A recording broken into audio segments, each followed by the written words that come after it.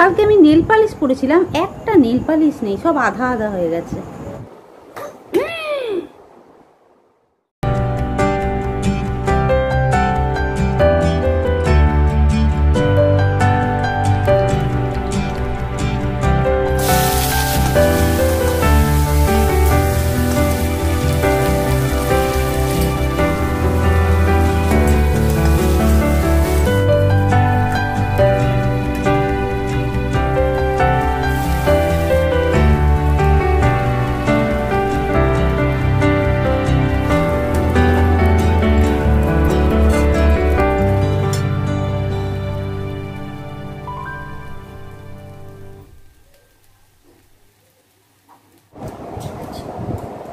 Good morning,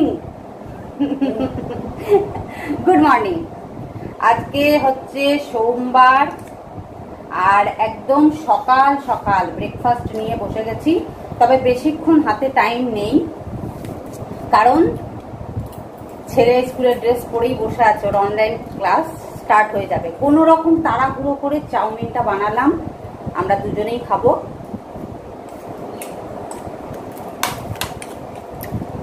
Sanjay আজকে breakfast করতে আসবে না, একটু মাছ কিনে দিয়ে চলে গেছে। সেই রান্না বান্না করবো, থাকবে আজ সারাদিন।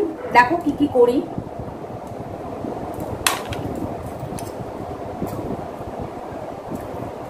জঘন্য হয়েছে চাউমিনটা, টেস্টি লাগছে। তাড়াতাড়ি খা। তাড়াহুড়ো করতে গিয়ে না বাদাম দিয়েছি না কিছু, ক্লাস শুরু হয়ে যাবে। 10:30 অলরেডি বেজে গেছে। এখন আমি আর তোমাদের সঙ্গে বক বক করতে পারছি না, পরে আসছি। জাস্ট ব্লগটা আমি স্টার্ট করে দিলাম। আর আজকে একটু প্রতিবেশীর মতো একটু খোপা বেঁধে নিয়েছি সকাল সকাল, চুলটা খুলে বেনুনি করেছিলাম রাত্রে। এখন সমস্ত কাজকর্ম পড়ে আছে, কিচ্ছু এখনো করিনি, করবো।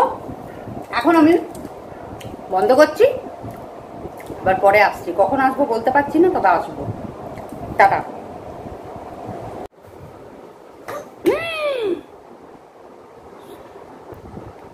নাম সোজা হো, এতক্ষণ ধরে চাপে রে।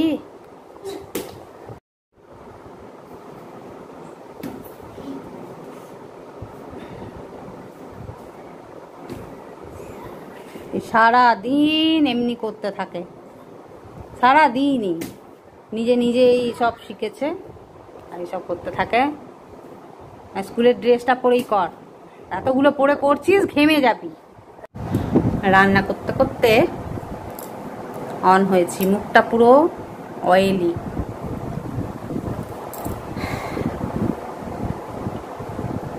তখন চাউমিনটা খাওয়া হয়ে গেল, তারপরে ছেলের দুটো অনলাইন ক্লাস অ্যাটেন্ড করলো। তারপর এখন কিছুক্ষণ একটু ব্রেক, মানে ওদের একটু কিছুক্ষণ ব্রেক হয়। ক্লাস দুটো ক্লাস হয়, আবার ব্রেক হয় কত মিনিটের জন্য? 10 মিনিট না 10 মিনিটের জন্য। 10 মিনিটের জন্য আবার ব্রেক হয়, তারপরে 20 মিনিট। হ্যাঁ 20 মিনিট ঠিক করা ইনফরমেশনটা দে, উল্টো পাল্টা ঠিক আছে। তো 20 মিনিট একটা ইয়ে হয়, কি বলে, ব্রেক হয়। তো তারপরে আবার ওদের ক্লাস হয়। তো ওই কিছুক্ষণ ব্রেকের সময় আমি ভাবলাম একটু কথা বলে নিই।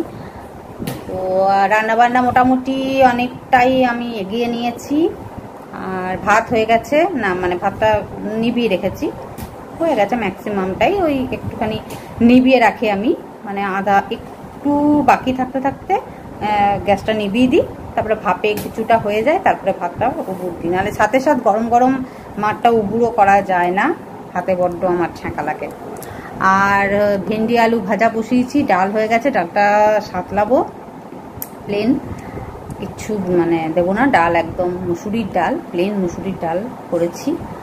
মাছের ঝাল করব, ঝাল দেওয়া করবো সর্ষে দিয়ে।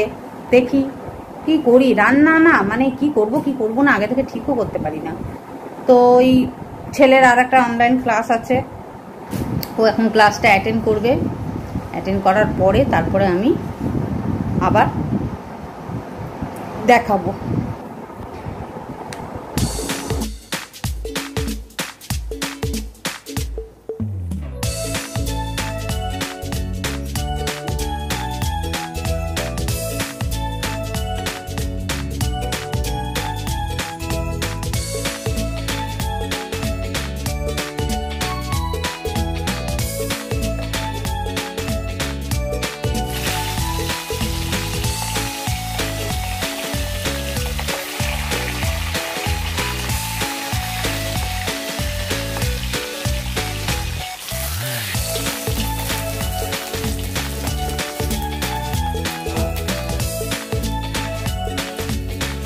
এখানে আমি একটু সর্ষে মানে কালো সর্ষে সাদা সর্ষে দুটো মিলিয়ে খুব অল্প অল্প করে দিয়েছি, ওই 1 চামচ মতন হবে। আর পোস্ত দিয়েছি একটু বেশি করে। হ্যাঁ, আমি করব এটা, এই রুই মাছটা দিয়ে আমি করব রুই পোস্ত। এই তেলটার মধ্যেই আমি একটু কাঁচা পেঁয়াজ দিয়ে দিলাম,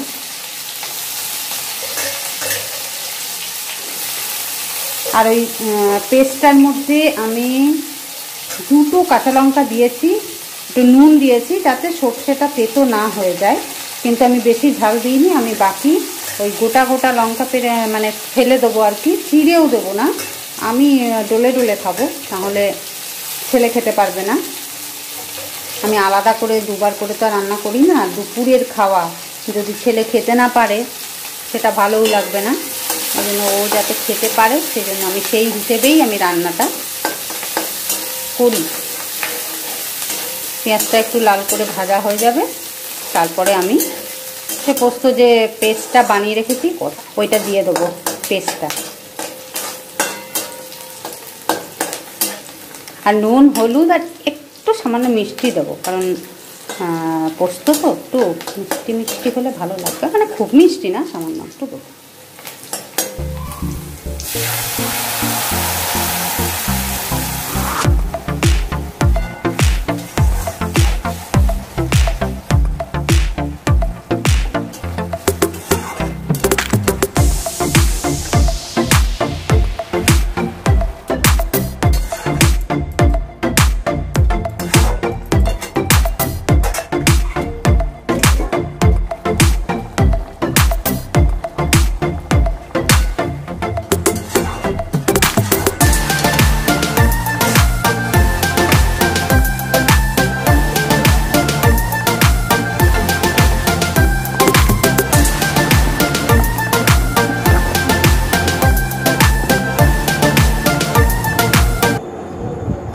একটা সোমবার, এখন বিকেলবেলা, বিকেল না সন্ধে হয়ে গেছে, এখন বাজছে 7:30। একটু চা বানিয়ে বসলাম। আচ্ছা, দুপুরে রুই পোস্ত খেয়ে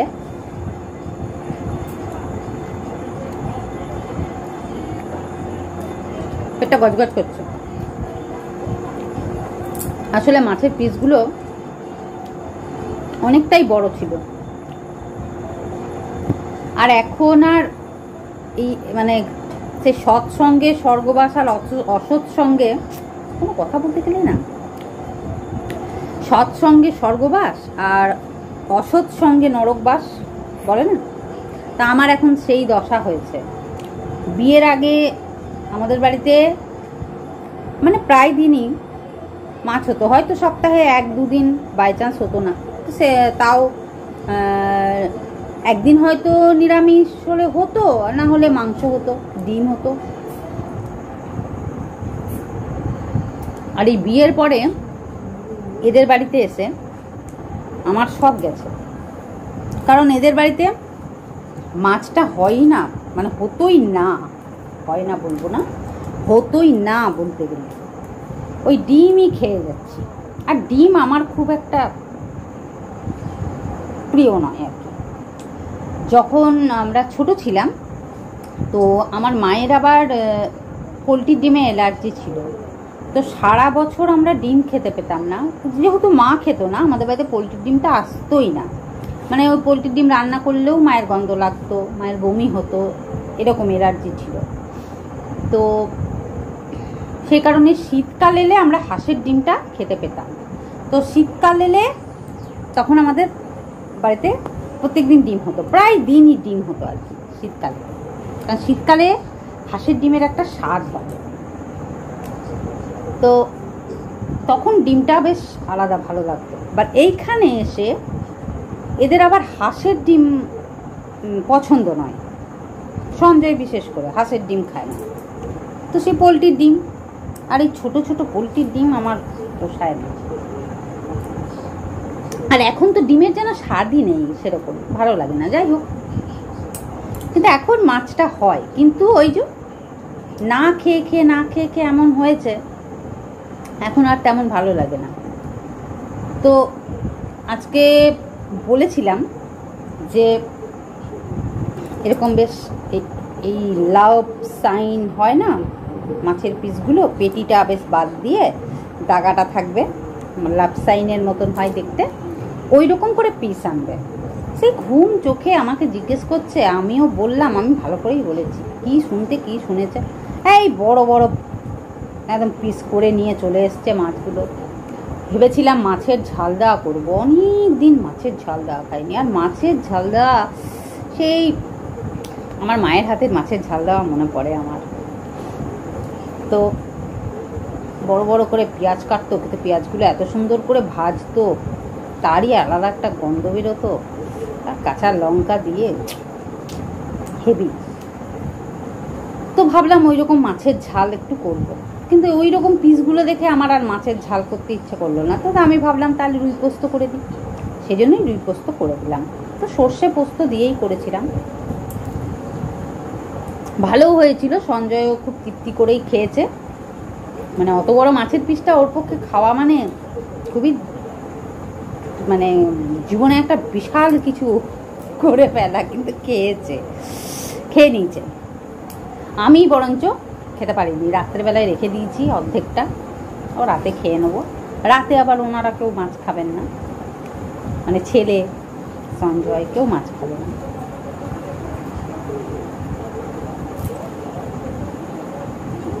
তো পেটটা ওই জন্য এখনো একটু কেমন ভার হয়ে আছে। তো একটু চা নিয়েই বসলাম। আর বাইরে মুষলধারে বৃষ্টি হচ্ছে, মুষলধারে। মানে আমি জাস্ট একটু আগেই ছেলেকে ড্রয়িং থেকে নিয়ে এলাম, আর কিছুক্ষণ পরেই ছেলে আসার পরে দুধ গরম করছি। দুধ গরম করতে গিয়ে দেখি ঝমঝম করে কিসের আওয়াজ হচ্ছে, মানে এত জোরে হচ্ছে, যদি বাইরে থাকতাম একটু টাইম দিত না, পুরো ভিজিয়ে দিত, আর বুঝতে পারা যায় না। তো মুষলধারে এখন বৃষ্টি হচ্ছে, ঠান্ডা ঠান্ডা বেশ ওয়েদার হয়ে গেছে। এখন আমি ভাবলাম যে ব্লগটা শেষ করি, কারণ এই সারা দিনের ব্লগ অনেকটাই বড় হয়ে যাবে, আর বেশি বড় ব্লগ করে লাভ নেই। একদিন তোমাদেরকে আমার ছেলের ড্রয়িংগুলো দেখাবো, নেক্সট ব্লগে আমার ছেলের ড্রয়িং দেখাবো, কারণ ও তো জিমনাস্টিক আর ওই শরীরচর্চা এক্সারসাইজ এইগুলো তো অনেক দেখিয়ে দিয়েছে।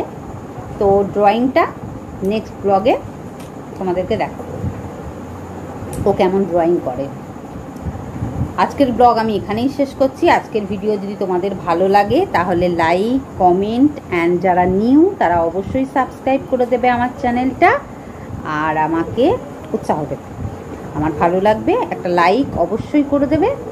আজকের মতো এখানেই শেষ করছি, টাটা। এই কালকে আমি নেল পালিশ করেছিলাম, একটা নেল পালিশ নেই, সব আধা হয়ে গেছে। এটা আছে, আচ্ছা একটু কাচাকুচি করেছি বলে হয়তো। চলো টাটা।